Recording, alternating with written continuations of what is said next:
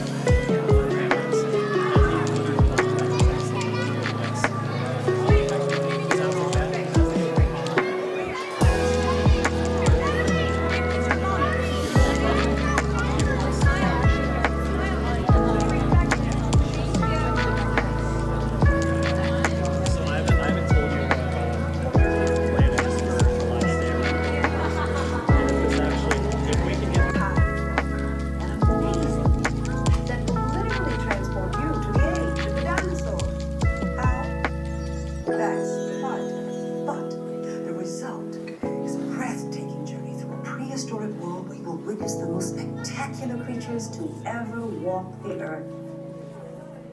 In a moment, you'll be going live to our control center for a comprehensive safety briefing, and then it's on to the tour that will convince you forever that the future is truly in the past.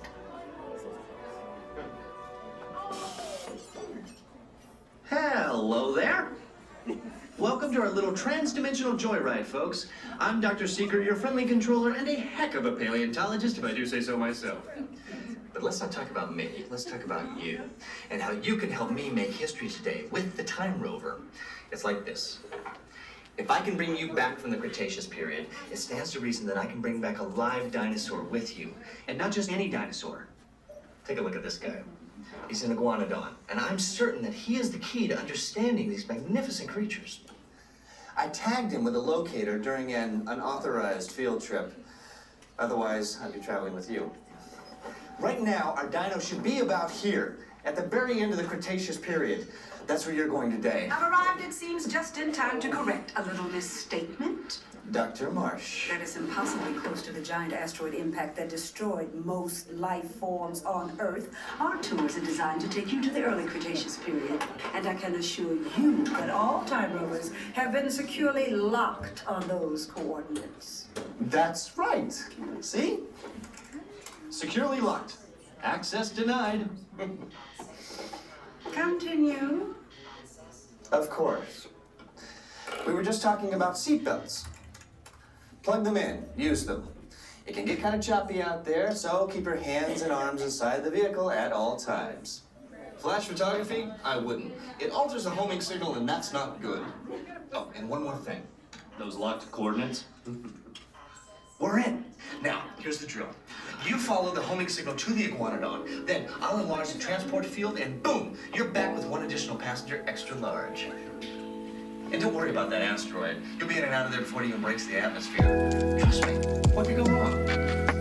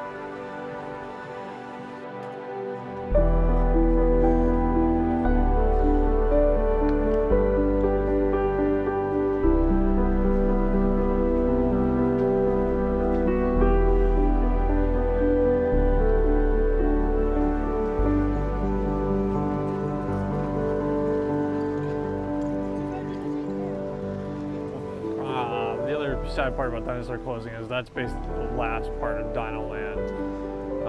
And now that it's going to be closing, Dinoland U.S.A. is going to be going away. I have a lot of fun memories with my kids running through the boneyard. Like I mentioned earlier, I believe, Dinosaur was one of my favorite rides as a kid. I was absolutely a dinosaur kid growing up. So having this area go away is kind of sad. Like I mentioned earlier, I'm excited for Tropical Americas. Encanto was absolutely lends itself beautifully to the area. There's gonna be a lot of like cool wildlife they'll be able to pull in from South America. The other thing too is like I said earlier, I'm excited for the Indiana Jones ride to get here. Hopefully they change it up slightly compared to what it is over in California. I think from what I remember originally, it should be, so that'll be great that we'll have a little bit different version. But I absolutely love Indiana Jones, so I'm excited for that one to be here.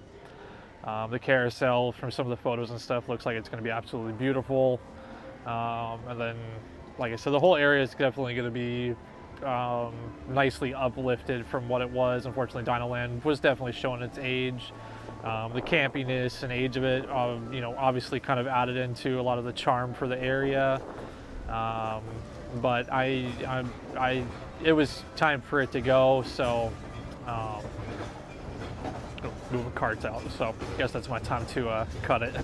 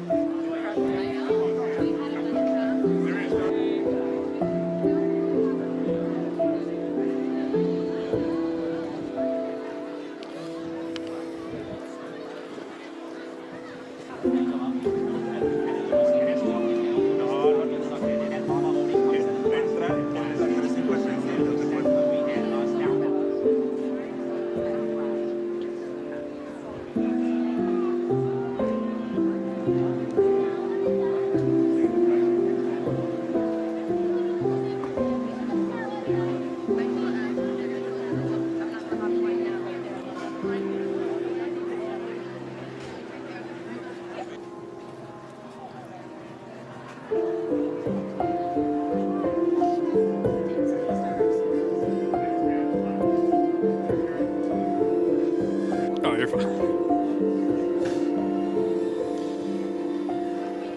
B-roll.